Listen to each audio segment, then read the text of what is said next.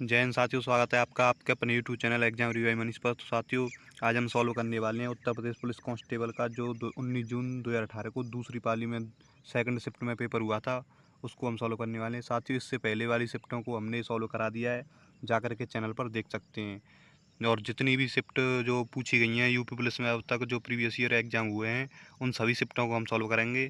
तो साथियों, कमेंट करके बताइएगा कि आपके 150 प्रश्नों में से कितने प्रश्न सही हो रहे हैं। चलिए फ्रेंड्स, क्लास को शुरू करते हैं।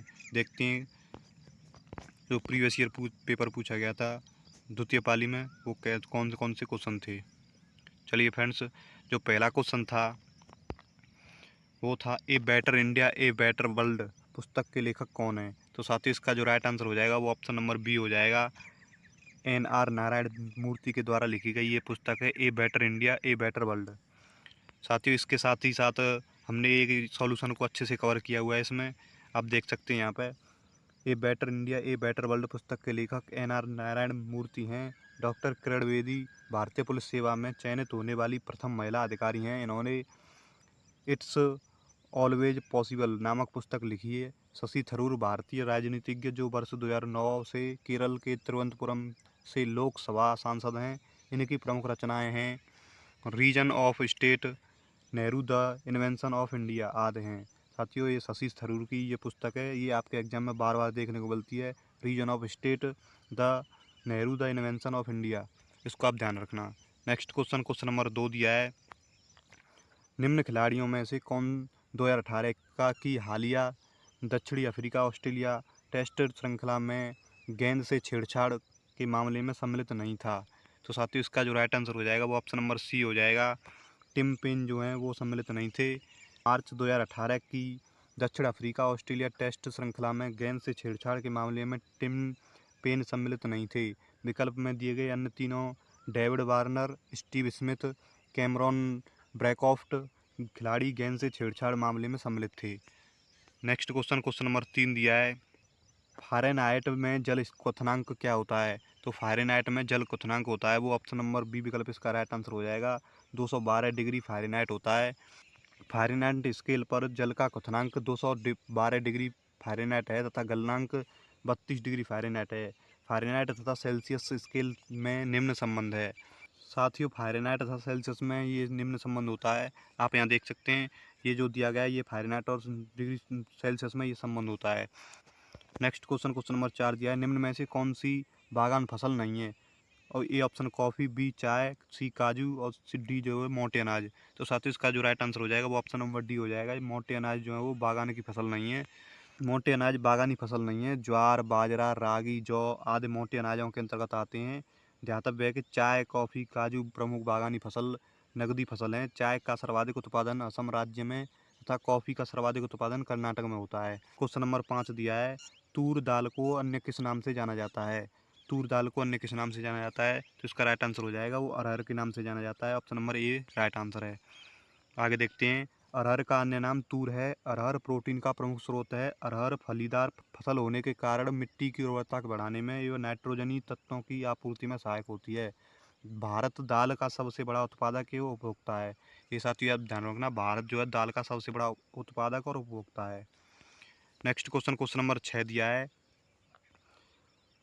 डैश का प्रयोग हवा के बल और वेग को मापने के लिए किया जाता है। तो साथियों, जो हवा का बल और वेग को मापने के लिए किसका प्रयोग किया जाता है, इसका राइट आंसर हो जाएगा ऑप्शन नंबर डी एनीमोमीटर का प्रयोग किया जाता है। क्वेश्चन नंबर 7 दिया है। भारत में राष्ट्रीय हिंदी दिवस कब मनाया जाता है। तो इसका जो राइट आंसर हो जाएगा वो ऑप्शन नंबर ए हो जाएगा। राष्ट्रीय हिंदी दिवस 14 सितंबर को मनाया जाता है। इसका right answer option number A हो जाएगा। आगे देखते हैं। भारत में राष्ट्रीय दिवस हिंदी दिवस 14 सितंबर को मनाया जाता है क्योंकि 14 सितंबर 1949 के दिन हिंदी को राजभाषा का दर्जा दिया गया था। तब से प्रतिवर्ष यह हिंदी दिवस के रूप में मनाया जाता है। ये आप ध्यान में रखना, 14 सितंबर 1949 को हिंदी को राजभाषा का दर्जा दिया गया था। नेक्स्ट क्वेश्चन दिया है, क्वेश्चन नंबर 8। मानव अधिकारों की सार्वभौम घोषणा का अनुच्छेद 6 किससे संबंध है। तो साथियों, अनुच्छेद 6 जो है वो किससे संबंध है। अनुच्छेद 6 option number A right answer हो जाएगा। कानून के समक्ष एवं व्यक्ति के रूप में मान्यता का अधिकार, ये अनुच्छेद आर्टिकल 6 में निर्धारित है। Question number 9। National stock exchange का मुख्यालय कहाँ है। नेशनल स्टॉक एक्सचेंज का मुख्यालय जो है वो मुंबई में स्थित है। इसका right answer option number C हो जाएगा। नेक्स्ट क्वेश्चन नंबर 10 दिया है, भारत की केंद्र सरकार ने 2018 को का राष्ट्रीय वर्ष घोषित करने का निर्णय लिया। तो साथियों, जो भारतीय केंद्र सरकार ने 2018 में राष्ट्रीय वर्ष घोषित करने का निर्णय लिया था वो ऑप्शन नंबर डी इसका राइट आंसर हो जाएगा। मोटे अनाजों को राष्ट्रीय वर्ष घोषित करने का निर्णय लिया था केंद्र सरकार ने। नेक्स्ट क्वेश्चन नंबर 11 दिया है, एक रंग बिरंगा एवं और मंत्रमुग्ध कर देने वाला मेला है जो प्रत्येक वर्ष उत्तर प्रदेश के मेरठ में होली के कुछ दिनों बाद मनाया जाता है। तो साथ ही इसका जो राइट आंसर हो जाएगा वो ऑप्शन नंबर बी हो जाएगा, नौचंदी मेला। जो नौचंदी मेला उत्तर प्रदेश के मेरठ में होली के एक सप्ताह बाद लगता है। यह मेला हिंदू मुस्लिम एकता का प्रतीक है। कुंभ मेला हिंदू धर्म का एक महत्वपूर्ण पर्व है जो प्रयाग, हरिद्वार, उज्जैन और नासिक में लगता है। कुंभ मेला प्रयाग में गंगा, यमुना तथा अदृश्य सरस्वती नदी के संगम पर, हरिद्वार में गंगा नदी के तट पर, उज्जैन में क्षिप्रा नदी के तट पर तथा नासिक में गोदावरी नदी के तट पर लगता है। साथियों, ये कुंभ मेला जो है वो अब ध्यान में रखना, नासिक नदी में गोदावरी नदी के तट पर लगता है। नेक्स्ट क्वेश्चन नंबर 12 दिया है, एंटीबायोटिक पेनिसिलिन की खोज किसने की थी? इसका जो राइट आंसर हो जाएगा वो ऑप्शन नंबर बी हो जाएगा, अलेक्जेंडर फ्लेमिंग ने एंटीबायोटिक पेनिसिलिन की खोज की थी। नेक्स्ट क्वेश्चन नंबर 13 दिया है, भारतीय संविधान की भारतीय गणराज्य की आधिकारिक भाषाओं की सूची प्रदान करती है। तो इसका जो राइट आंसर हो जाएगा वो ऑप्शन नंबर डी विकल्प हो जाएगा। 8वीं अनुसूची में ये भारतीय आधिकारिक भाषाओं की सूची प्रदान करती है, 8वीं अनुसूची। भारतीय संविधान की 8वीं अनुसूची भारतीय गणराज्य की आधिकारिक भाषाओं की सूची प्रदान करती है। जब संविधान लागू हुआ था उस समय 8वीं अनुसूची में 14 भाषाएं थीं। बाद में संशोधन द्वारा यह संख्या बढ़कर 22 हो गई है और ये 22 भाषाएं असमिया, बांग्ला, बोडो, डोगरी, गुजराती, हिंदी, कन्नड़, कश्मीरी, कोंकणी, मैथिली, मलयालम, मणिपुरी, मराठी, नेपाली, उड़िया, पंजाबी, संथाली, संस्कृत, सिंधी, तमिल, तेलुगु और उर्दू, ये साथियों 22 भाषाएं हमारे संविधान में दी गई हैं। अब नेक्स्ट क्वेश्चन देखते हैं। क्वेश्चन नंबर 14 दिया है की नियुक्ति भारत के राष्ट्रपति द्वारा नहीं की जाती है। साथियों, किसकी नियुक्ति जो है वो भारत के राष्ट्रपति द्वारा नहीं की जाती है? इसका राइट आंसर हो जाएगा ऑप्शन नंबर बी, महाधिवक्ता की नियुक्ति राष्ट्रपति के द्वारा नहीं की जाती है। साथियों, उच्चतम न्यायालय के न्यायाधीश की नियुक्ति, राज्यपाल की नियुक्ति, महान्यायवादी की नियुक्ति राष्ट्रपति करता है, लेकिन महाधिवक्ता की नियुक्ति राष्ट्रपति नहीं करता है। नेक्स्ट क्वेश्चन नंबर 15, पहले भारतीय राज्य का नाम बताइए जिसके प्रत्येक परिवार में कम से कम एक सदस्य के पास बैंक खाता है। तो साथियों, इसका राइट आंसर जो हो जाएगा ऑप्शन नंबर डी हो जाएगा, केरल जो है इसका राइट आंसर है। नेक्स्ट क्वेश्चन नंबर 16, उस वाहिनी का चयन करें जो मूत्राशय से मूत्र को शरीर से बाहर ले जाती है। तो साथियों, जो मूत्राशय से मूत्र को बाहर ले जाती है उसको कहते हैं हम यूरेथ्रा जो है इसका राइट आंसर हो जाएगा। नेक्स्ट क्वेश्चन नंबर 17 दिया है, राष्ट्रीय शिक्षा दिवस प्रत्येक वर्ष को मनाया जाता है। राष्ट्रीय शिक्षा दिवस जो है वो मनाया जाता है 11 नवंबर को, ऑप्शन नंबर डी इसका राइट आंसर है। क्वेश्चन नंबर 18 दिया है, संसद द्वारा 8 सितंबर 2016 को संविधान संशोधन अधिनियम 2016 के तहत जीएसटी अधिनियम पारित किया गया। तो साथियों, जो जीएसटी अधिनियम पारित किया गया वो 101वें संविधान संशोधन अधिनियम 2016 आया था, उसमें जीएसटी को पारित किया गया था। इसका right answer option number C. GST के बारे में 8 सितंबर 2016 को 101वें संविधान संशोधन अधिनियम 2016 के तहत वस्तु एवं सेवा कर जीएसटी अधिनियम को अधिसूचित किया गया। जीएसटी के लिए 0%, 5%, 12%, 18% और 28% के 5 स्लैब टैक्स दर संरचना का अनुमोदन किया गया है। 97वें संविधान संशोधन अधिनियम सहकारी समितियों का संवैधानिक दर्जा प्रदान करता है। साथियों, ध्यान में रखना जीएसटी के बारे में। क्वेश्चन नंबर 19 दिया है, निम्न में से कौन सा जिला उत्तर प्रदेश के बुंदेलखंड क्षेत्र से संबंधित है? साथियों, बुंदेलखंड क्षेत्र में जो जिला संबंधित है उसको महुआ आता है। ये महुआ जो क्षेत्र में आता है। नेक्स्ट क्वेश्चन नंबर 20 दिया है, उत्तर प्रदेश का क्षेत्रफल देश के कुल क्षेत्रफल का लगभग कितना है? तो साथियों, इसका जो राइट आंसर हो जाएगा वो ऑप्शन नंबर डी हो जाएगा। उत्तर प्रदेश का जो क्षेत्रफल है वो 7.3% कुल देश के क्षेत्रफल के लगभग इतने बराबर है, 7.3%। उत्तर प्रदेश का क्षेत्रफल देश के कुल क्षेत्रफल का लगभग 7.3% है। उत्तर प्रदेश का कुल क्षेत्रफल जो है वो 2,40,928 वर्ग किलोमीटर है। क्षेत्रफल की दृष्टि से उत्तर प्रदेश का देश में राजस्थान, मध्य प्रदेश तथा महाराष्ट्र के बाद चौथा स्थान है। उत्तर प्रदेश के सर्वाधिक क्षेत्रफल वाले 4 जिले घटते क्रम में क्रमशः खीरी, सोनभद्र, हरदोई तथा सीतापुर हैं। तो साथियों, ये ध्यान रखना। नेक्स्ट क्वेश्चन, क्वेश्चन नंबर 21 दिया है, 6ठी शताब्दी ईसा पूर्व के दौरान मथुरा के आसपास के क्षेत्र को क्या कहा जाता था? तो साथियों इसका राइट आंसर हो जाएगा, वो हो जाएगा ऑप्शन नंबर सी, सूरसेन कहा जाता। मथुरा के आसपास के क्षेत्र को सूरसेन कहा जाता था। नेक्स्ट क्वेश्चन, निम्न में से किस रूमानी काव्य लेखक को उनकी कृति मदनाष्टक के लिए जाना जाता है? इसका जो राइट आंसर हो जाएगा ऑप्शन नंबर ए हो जाएगा, रहीम को मदनाष्टक के लिए जाना जाता है। इसका right answer option number A हो जाएगा। साथियों कमेंट करके बताइएगा आपके कितने क्वेश्चन सही हो रहे हैं और कितने क्वेश्चन गलत। प्रीवियस ईयर क्वेश्चन से ही आपको एग्जाम में जो प्रश्न पूछे जाते हैं उनको अनुमान लगाने में हेल्प होती है कि कैसे कैसे प्रश्न पूछे जाते हैं। नेक्स्ट क्वेश्चन, क्वेश्चन नंबर 23 दिया, उत्तर प्रदेश में पहली बार 1887 में प्रकाशित होने वाले दैनिक समाचार हिंदुस्तान के संपादक कौन थे? नेक्स्ट इसका राइट आंसर हो जाएगा, वो हो जाएगा option number C, Madan Mohan Malviya. Mohan Malviya ji जो हैं वो दैनिक समाचार हिंदुस्तान के संपादक थे। इसको 1887 में प्रकाशित किया था। नेक्स्ट क्वेश्चन, क्वेश्चन नंबर 24 दिया है, उत्तर प्रदेश में किस वर्ष सभी सरकारी कार्यों के लिए हिंदी का प्रयोग करना कानूनी तौर पर अनिवार्य कर दिया गया था? इसका जो राइट आंसर हो जाएगा वो हो जाएगा ऑप्शन नंबर सी, 1968 में इसका जो है कानूनी तौर पर अनिवार्य कर दिया गया था, हिंदी को मान्य कर दिया था। उत्तर प्रदेश वर्ष 1968 में सभी सरकारी कार्यों के लिए हिंदी का प्रयोग करना कानूनी तौर पर अनिवार्य कर दिया गया था। वर्ष 1989 में उर्दू को राज्य की द्वितीय राजभाषा घोषित किया गया था। नेक्स्ट क्वेश्चन, क्वेश्चन नंबर 25 दिया है, निम्न में से अकबर के दरबार के मुख्य चित्रकार कौन थे? तो सर ये 4 चित्रकार दिए गए हैं जो अकबर के दरबार में मुख्य चित्रकार थे, वो कौन थे? तो साथियों ये आप कमेंट करके बताइए। इसका जो राइट आंसर होगा वो हम बाद में बताएंगे, आप साथियों कमेंट करके बताइए। नेक्स्ट क्वेश्चन जो है प्रश्न नंबर 26 दिया है, फैजाबाद के एक प्रमुख संगीतकार थे जिन्होंने शास्त्रीय संगीत में टप्पा शैली का विकास किया।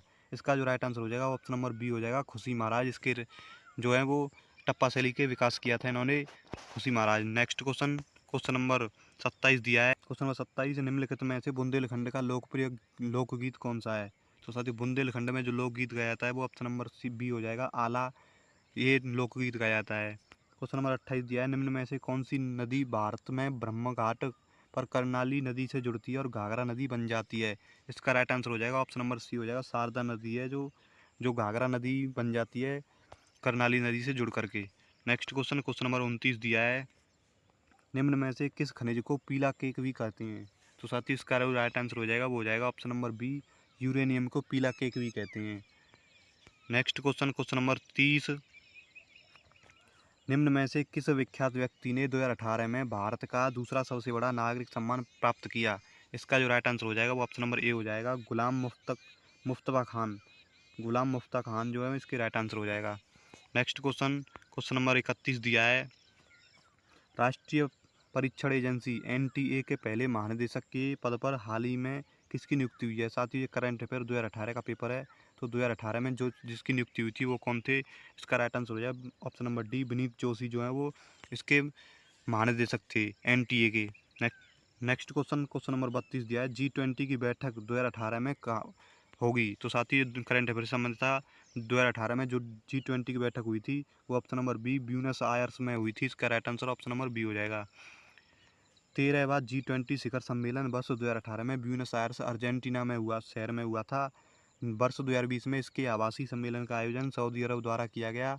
वर्ष 2021 का इटली, वर्ष 2022 का इंडोनेशिया में और वर्ष 2023 का सम्मेलन भारत में होगा। साथ ही आप ध्यान में रखना, अब आने वाले एग्जाम में आपको देखने को मिलेगा वर्ष 2023 में सम्मेलन इसका भारत में किया जाएगा, G20 शिखर सम्मेलन। नेक्स्ट क्वेश्चन, क्वेश्चन नंबर 33 दिया है, 1825 में वेदांग कॉलेज की स्थापना किसने की, जिसमें दोनों भारतीय अध्ययन और पाश्चात्य सामाजिक तथा भौतिक विज्ञान पाठ्यक्रम प्रस्तुत किया गया था? इसका जो राइट आंसर हो जाएगा वो ऑप्शन नंबर बी हो जाएगा, राजा राम मोहन राय।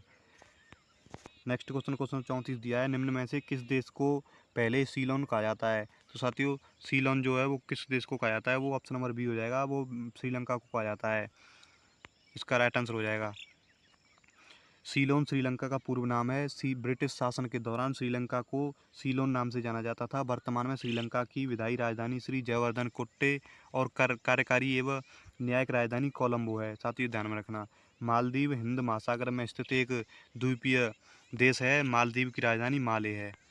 आगे नेक्स्ट क्वेश्चन देखते हैं, क्वेश्चन नंबर 35 दिया है, 1869 में नहर के खुलने से भारत के से यूरोप की दूरी 7000 किलोमीटर कम हो गई है। तो साथियों जो कौन सी नहर है उसके खुलने से जो यूरोप की दूरी जो है वो 7000 किलोमीटर कम हो गई है। इसका राइट आंसर हो जाएगा वो ऑप्शन नंबर सी हो जाएगा, सुएज नहर के खुलने से। साथियों सुएज नहर के बारे में देखते हैं। 1869 ईस्वी में सुएज नहर के निर्माण से मुंबई से लंदन के मध्य 7000 किलोमीटर की दूरी कम हो गई। सुएज नहर भूमध्य सागर को लाल सागर से जोड़ती है। इसका right answer option number C Suez नहर है। नेक्स्ट क्वेश्चन नंबर 36 दिया है। गणतंत्र दिवस 2018 की परेड के मुख्य अतिथियों में से एक मुख्य अतिथि कौन थे? जो 2018 में गणतंत्र दिवस की परेड हुई थी उसमें मुख्य अतिथि कौन थे? इसका राइट आंसर जो हो जाएगा ऑप्शन नंबर डी हो जाएगा, आंग सान सू की जो है वो इसके मुख्य अतिथि थे। गणतंत्र दिवस 2018 की परेड मुख्य अतिथि आंग सान सू की थे। वर्ष 2018 की गणतंत्र दिवस परेड में आसियान के सदस्य देशों को आमंत्रित किया गया था, जिसमें आसियान के 10 देशों के राष्ट्राध्यक्ष राष्ट्र प्रमुख शामिल थे। वर्ष 2019 में दक्षिण अफ्रीका के राष्ट्रपति सिरिल रामाफोसा और वर्ष 2020 में ब्राज़ील के राष्ट्रपति जायर बोल्सोनारो थे। तो साथ ही ध्यान में रखना, वर्ष 2019 में जो थे वो सिरिल रामाफोसा और वर्ष 2020 में जो थे वो बोल्सोनारो। आपके एग्जाम में ये देखने को मिलेंगे। वर्ष 2021 में के गणतंत्र दिवस के मुख्य अतिथि ब्रिटेन के प्रधानमंत्री बोरिस जॉनसन थे। वर्ष 2021 में बोरिस जॉनसन, परंतु कोविड-19 के कारण उन्होंने अपना भारत दौरा रद्द कर दिया था।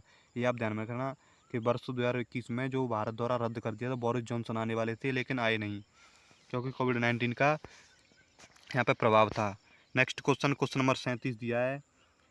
निम्न में से किस ई कॉमर्स कंपनी ने खादी उत्पादों की बिक्री के लिए उत्तर प्रदेश सरकार के साथ एक समझौते पर हस्ताक्षर किए हैं? खादी जो उत्पाद हैं उनके हस्ताक्षर किए हैं। Option number C Amazon India ने हस्ताक्षर किए हैं। नेक्स्ट क्वेश्चन नंबर 38 दिया है। निम्न में से कौन एक वैज्ञानिक होने के साथ साथ एक महान उद्योगपति भी हैं जिन्होंने भारत में कई उद्योगों की स्थापना की? इसका जो राइट आंसर हो जाएगा वो ऑप्शन नंबर सी हो जाएगा, विक्रम साराभाई जो है।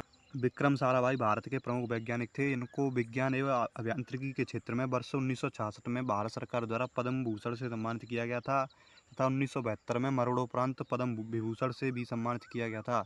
विक्रम साराभाई ने भारत के अंतरिक्ष कार्यक्रम को विश्व के मानचित्र पर स्थान दिलाया। वह सफल एवं दूरदर्शी उद्योगपति तथा अग्रणी प्रबंधक प्रशिक्षक भी रहे थे। साथियों ये ध्यान रखना। आगे देखते हैं साथियों, हिंदी यहाँ से शुरू हो चुकी है। जीके जीएस के 38 प्रश्न पूछे जाते हैं। तो साथियों कमेंट करके बताइए आपके जीके में कितने क्वेश्चन सही हैं, कितने गलत हैं। आगे देखते हैं हिंदी के प्रश्न। प्रश्न नंबर 39 दिया है। निम्नलिखित शब्दों में से विशेषण को पहचानिए। साथियों 4 ऑप्शन दिए गए हैं, इनमें से विशेषण को पहचानना है। तो ये ऑप्शन नंबर ए इसका राइट आंसर होगा, ऐतिहासिक जो है एक विशेषण है। नेक्स्ट क्वेश्चन नंबर 40 दिया है। जागना मूल रूप से क्रिया का प्रथम प्रेरणार्थक रूप क्या होगा? तो साथियों जागना का मूल प्रथम प्रेरणार्थक जो होगा वो ऑप्शन नंबर ए हो जाएगा, जगाना। इसका राइट आंसर है। नेक्स्ट क्वेश्चन नंबर 41 दिया है। निम्नलिखित वाक्यों में से पूर्ण वर्तमान काल को स्पष्ट कीजिए। तो साथियों पूर्ण वर्तमान काल को स्पष्ट करना, ये 4 विकल्प दिए गए हैं, इनमें से पूर्ण वर्तमान काल कौन सा है? साथियों इसका राइट आंसर जो हो जाएगा ऑप्शन नंबर ए हो जाएगा, अब हमारे पढ़ने का समय हो गया है। तो साथियों ये पूर्ण वर्तमान काल है, अब हमारे पढ़ने का समय हो गया है। नेक्स्ट क्वेश्चन नंबर 42 दिया है। सुरेश गीत गा रहा था वाक्य में काल है। इसका राइट आंसर जो हो जाएगा वो ऑप्शन नंबर ए हो जाएगा, अपूर्ण भूतकाल। इसको सुरेश गीत गा रहा था, तो अपूर्ण भूतकाल है, वो गा रहा था। नेक्स्ट क्वेश्चन नंबर 43 दिया है। पक्षी दाना चुग रहा था रेखांक शब्द का पर्यायवाची शब्द नहीं है। तो साथियों इसका पक्षी का जो पर्यायवाची नहीं है वो पूछा गया है। तो इसका right answer option number A हो जाएगा, पंकज। ये जो है वो कमल का पर्यायवाची है। बाजवा के अंडज, नवचर, खग ये पक्षी के पर्यायवाची हैं। नेक्स्ट क्वेश्चन नंबर 44 दिया है। हमें अनाथ बच्चों की मदद करनी चाहिए, रेखांक शब्दों का विलोम बताइए। साथियों अनाथ का विलोम पूछा गया है यहाँ पे, तो अनाथ का विलोम जो है वो सनाथ हो जाएगा। ऑप्शन नंबर ए विकल्प इसका राइट आंसर है। नेक्स्ट क्वेश्चन नंबर 45 दिया है। निम्नलिखित शब्दों में से कौन सा अनेकार्थी नहीं है? तो कनक, महावीर, अनंत, हत्या। इसका जो राइट आंसर हो जाएगा ऑप्शन नंबर डी हो जाएगा, हत्या जो है वो अनेकार्थी शब्द नहीं है। हत्या शब्द अनेकार्थी नहीं है। कनक, अनंत और महावीर अनेकार्थी शब्द हैं। कनक के अनेकार्थी शब्द सोना, धतूरा हैं। अनंत के अनेकार्थी शब्द अंतहीन, आकाश, विष्णु आदि हैं। महावीर शब्द के अनेकार्थी शब्द हनुमान, बहुत बलवान, 24वें जयंती तीर्थंकर हैं। तो साथियों जो हत्या है इसका समानार्थी अनेकार्थी नहीं होता है। नेक्स्ट क्वेश्चन नंबर 46 दिया है। जिसका संबंध आध्यात्म से है के लिए एक ही शब्द होगा। तो साथियों जिसका संबंध आध्यात्म से होता है उसको कहते हैं आध्यात्मिक। इसका right answer option number A हो जाएगा। नेक्स्ट क्वेश्चन नंबर 47 दिया है, कौन सा जोड़ा समरूपी भिन्नार्थक है? समरूपी भिन्नार्थक जो जोड़ा है वो ऑप्शन नंबर ए हो जाएगा। इसका राइट आंसर अवधि और अवधि, ये समरूपी भिन्नार्थक है। क्वेश्चन नंबर 48 दिया है, हमें प्रतिदिन सूर्य नमस्कार करना चाहिए, रेखांकित शब्द को पहचानिए। साथियों ये प्रतिदिन जो है वो कौन क्या है? इसका राइट आंसर हो जाएगा ऑप्शन नंबर बी हो जाएगा, ये प्रतिदिन जो है वो अव्यय है।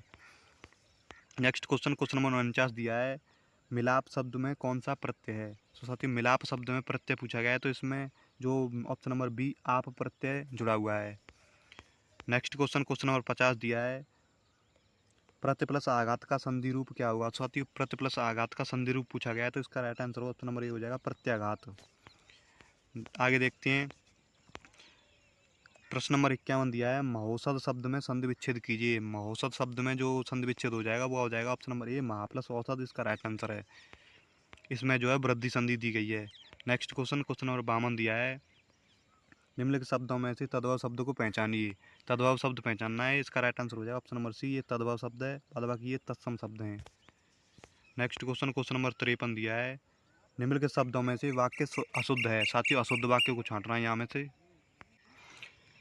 ये 4 विकल्प दिए गए हैं, इनमें से अशुद्ध वाक्य को छांटना है। तो साथियों इसका राइट आंसर हो जाएगा वो ऑप्शन नंबर बी हो जाएगा, सज्जन लोग भला ही सोचते हैं। साथियों सज्जन लोग भला ही सोचते हैं, अशुद्ध है।